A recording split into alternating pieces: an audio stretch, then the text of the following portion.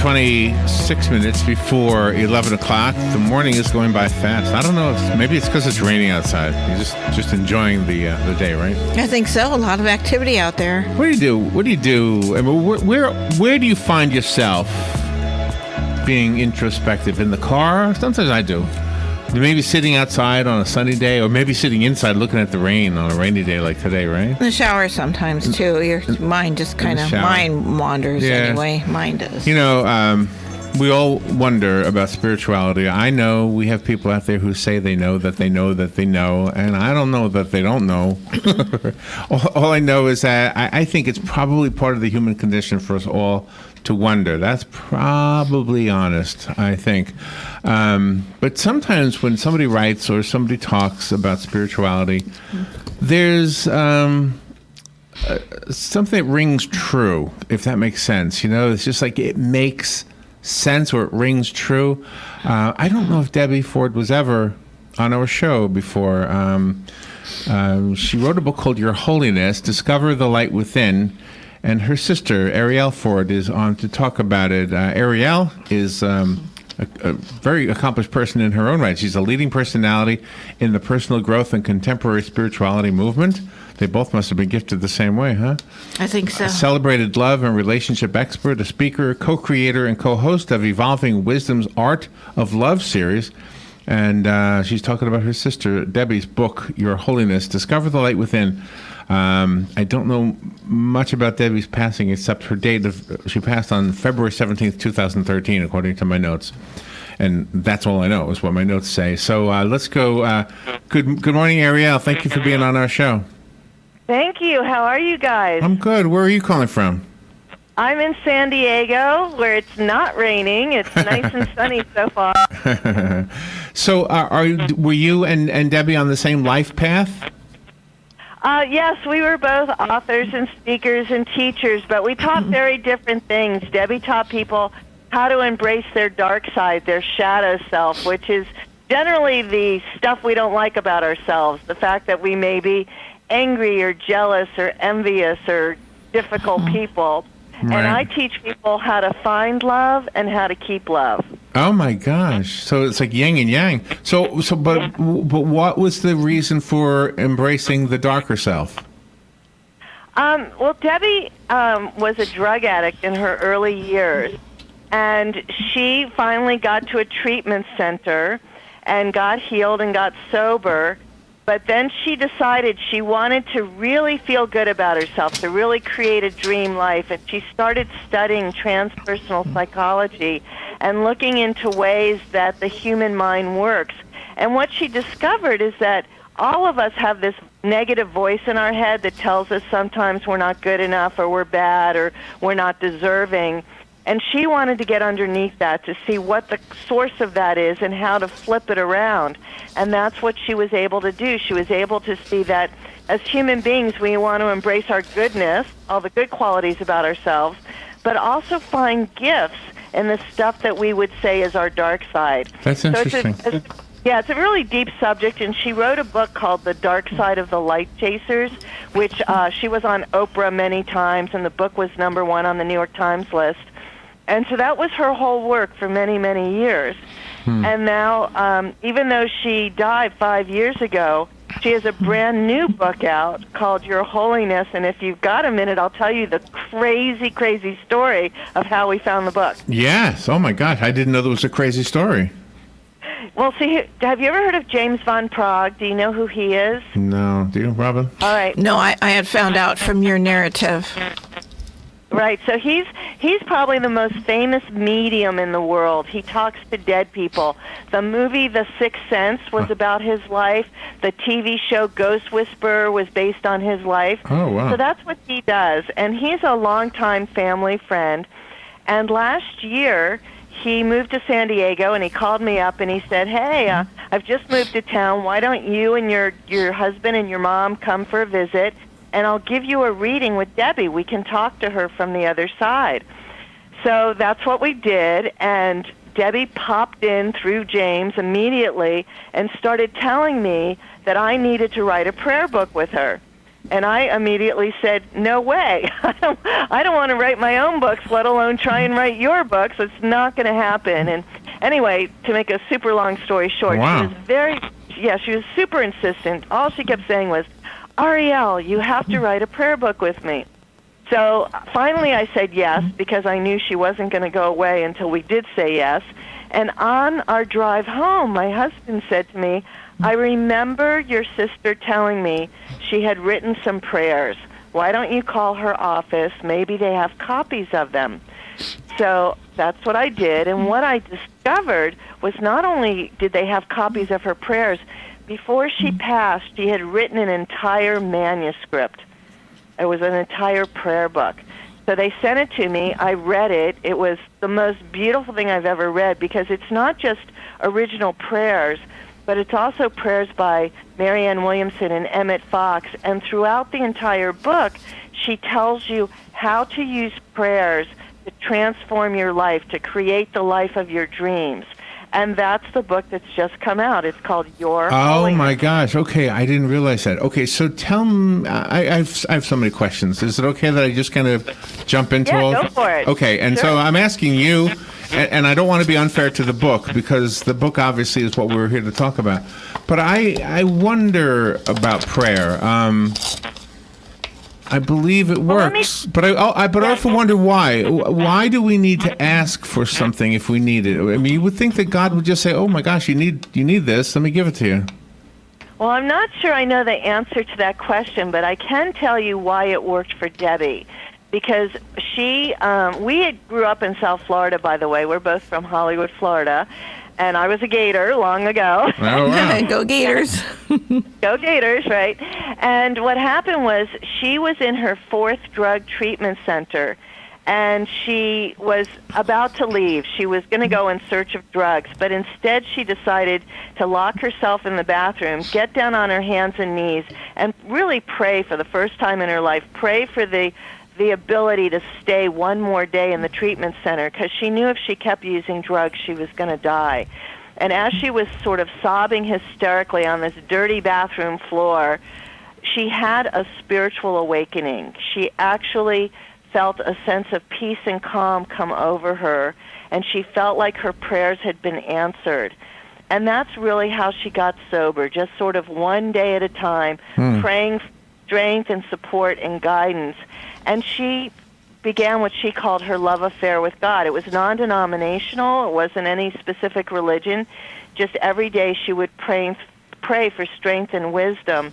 And so that narrative of the prayers that she wrote for herself, the prayers that she read in other books, kept her going. Now, as to why God seems to answer some prayers but not others, I am not a scholar. Well, I couldn't answer that part I don't really, because I've always felt like God answers all prayer. It may not be the answer you want. That's the thing. But I often wondered, why did God set us up so that the way, I don't know, that the prayer is even necessary? And I guess that's a kind of a stupid question, isn't it? Actually, Dale, I'll tell you what my personal opinion on that is.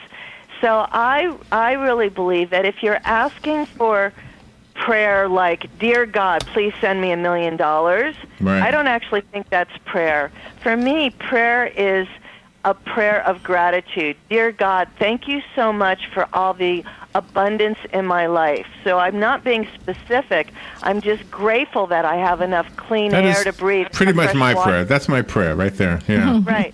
And so my understanding about prayer is that's what works. When you can come from a place of gratitude for what you do have, then God or the universe or whatever you want to call it seems to automatically send you more of what you're acknowledging you already have and what you're grateful for. You have a chapter in the book titled Opening Up, and that is one of the chapters in there that really hit home for me. And the beginning of that prayer is, "Release me from the past." And that was really an eye-opener there. Yeah, I think that's true. You know, I mean, we're constantly, I believe, as human beings, in search of a couple of things. One is more love and more healing and acceptance for who we really are. And acceptance begins with ourselves. Like when after I knew this book was coming out, I actually sat down with James von Praagh again with a video camera, and I said to him, I now want to interview Debbie from heaven about why she wrote this book and what she's learned about life since she's been on the other side. Wow. Yes, and actually we give this interview away. It's a 30-minute video interview. If anybody buys the book, they can go to debbieford.com and actually download this video. But what she said was, two of the most important things we human beings need to start to do and understand on this planet that we're on is to be less judgmental of ourselves and others, and most importantly, more forgiving of ourselves and others. Because when we can do that, when we can give up judgment and be forgiving, we can have a much richer, better life.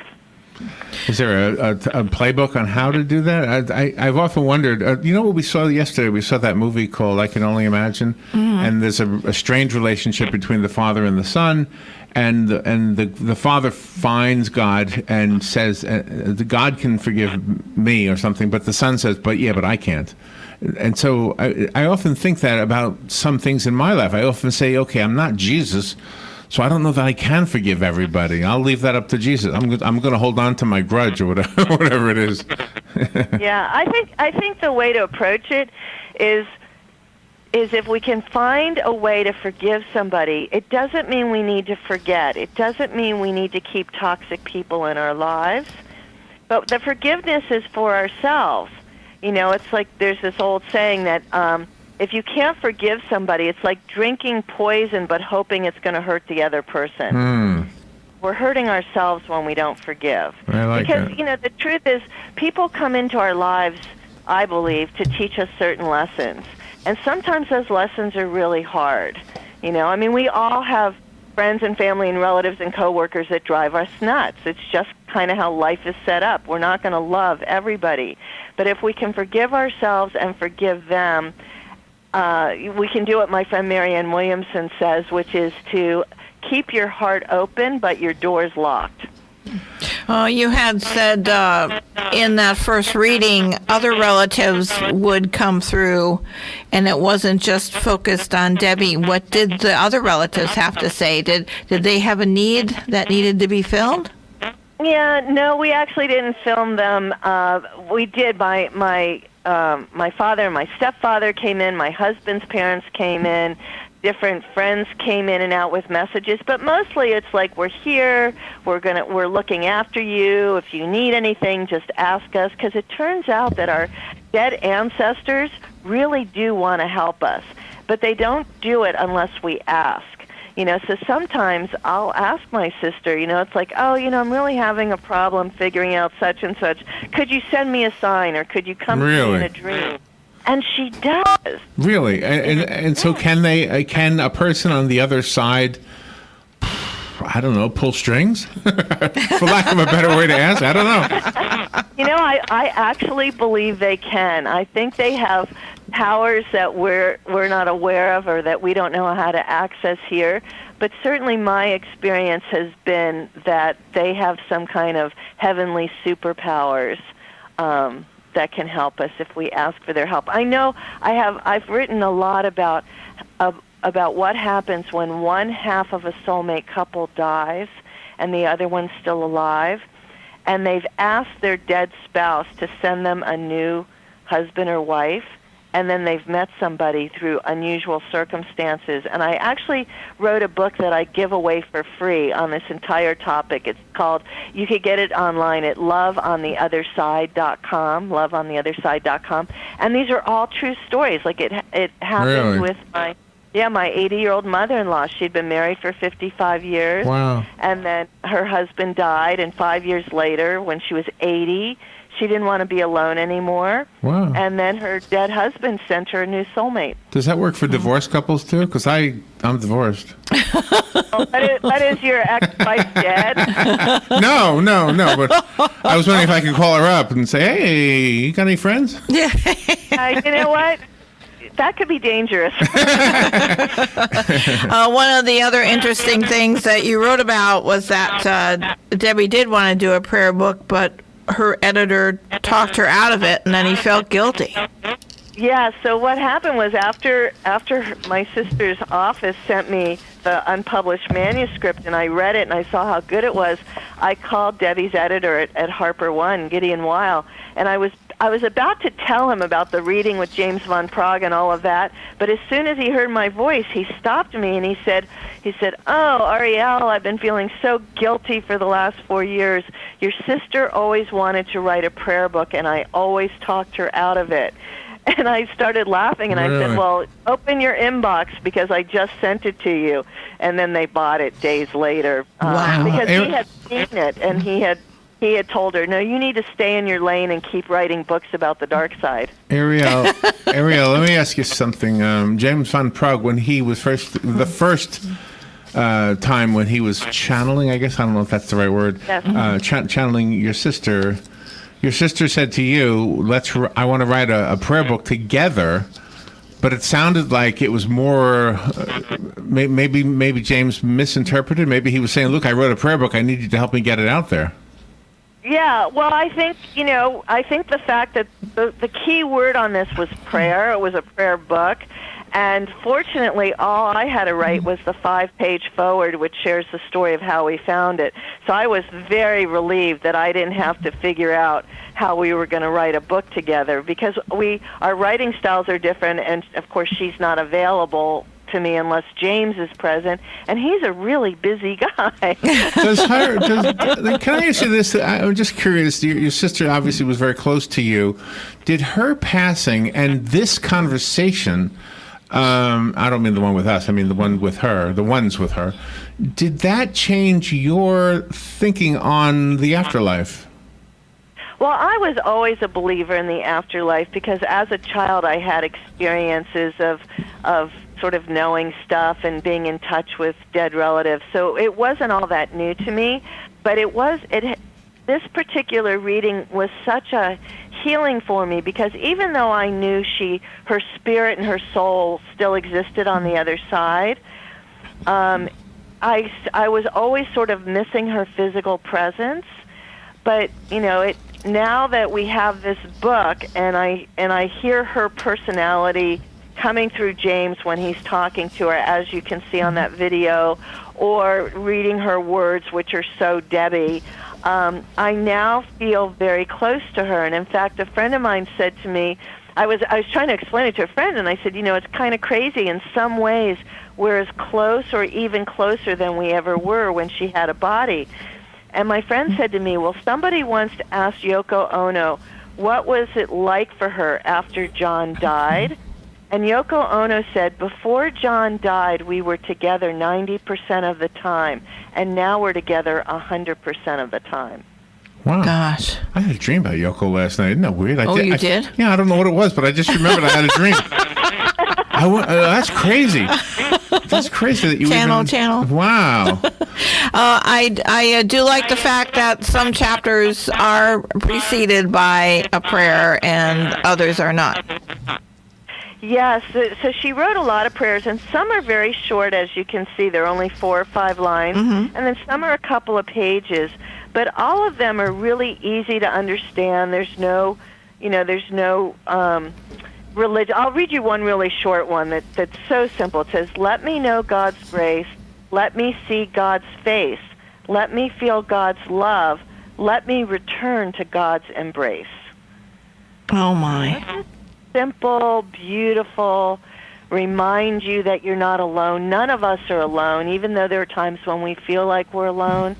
It's just, Your Holiness is such a beautiful, simple book. You could just pick it up and randomly turn to any page and find some love and some comfort, because as Debbie says in the book, wow, when our attention is on our problems, we can't always solve them. But if we put our attention onto God and ask for help, then there's possibility. Then we can find some relief from our pain. Can I share a little story with you? I'm an artist, and as fundraisers, I used to go to these events. I don't do it anymore.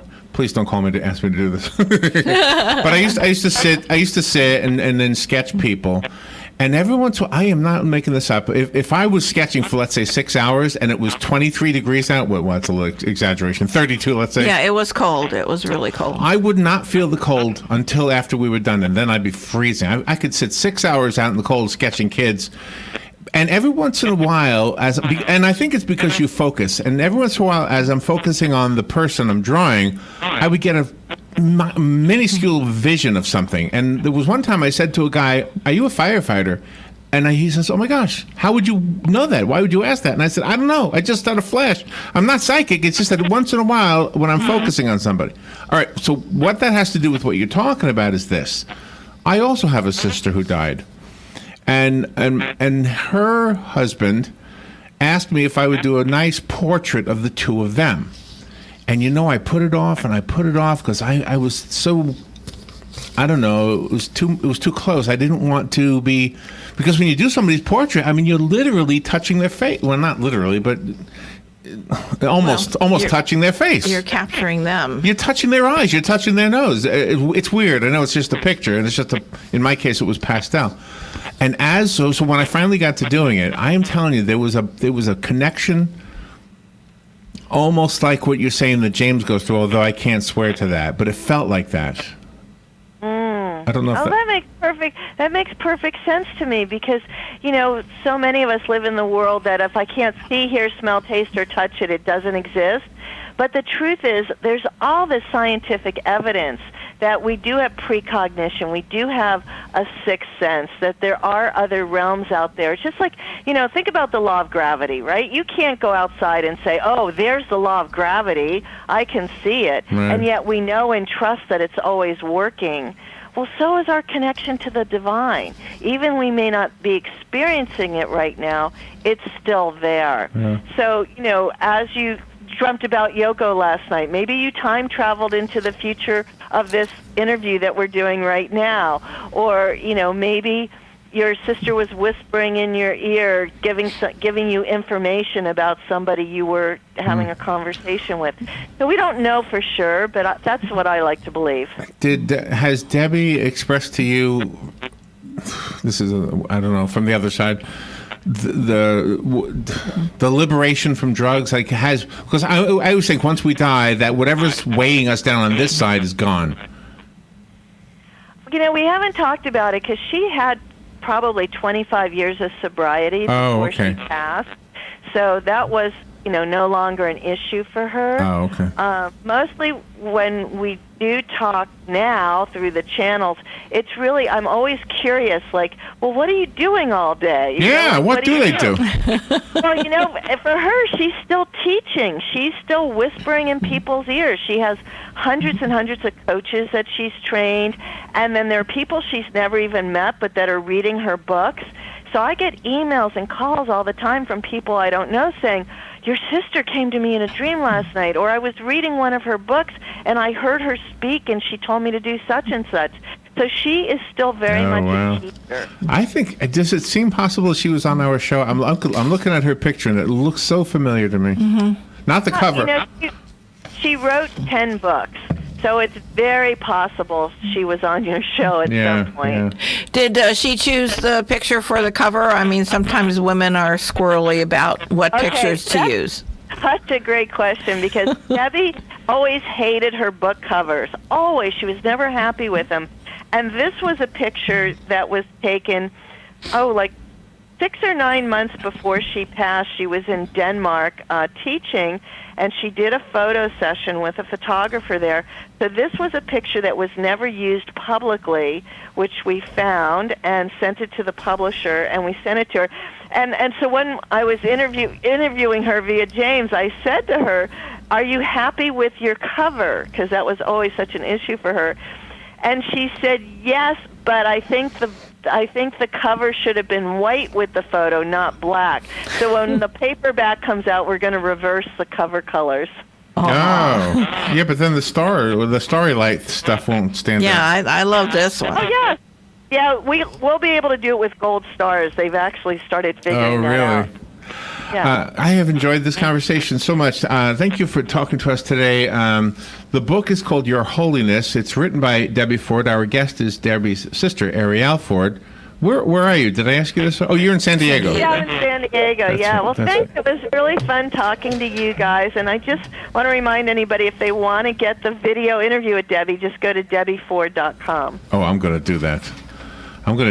And I did find the book on Amazon, by the way. Let me see how it's doing real quickly. I like to tell. Oh, you're doing really good. Six people gave it 5 stars. You can't get any better than that. It's number 18 on motivational, number 19 in spiritual healing, and number 39 in spiritual. So it's doing really well. Thank you so much. Yeah. Well, thank her for us. Hey. Good morning. Thank you, Arielle. We'll be right back. This is WOCA.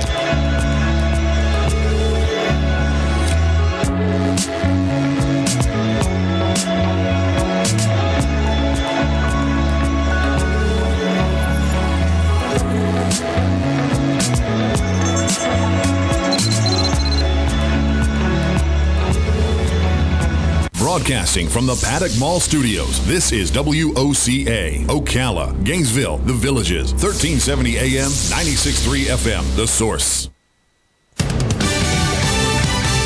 Fox News Radio.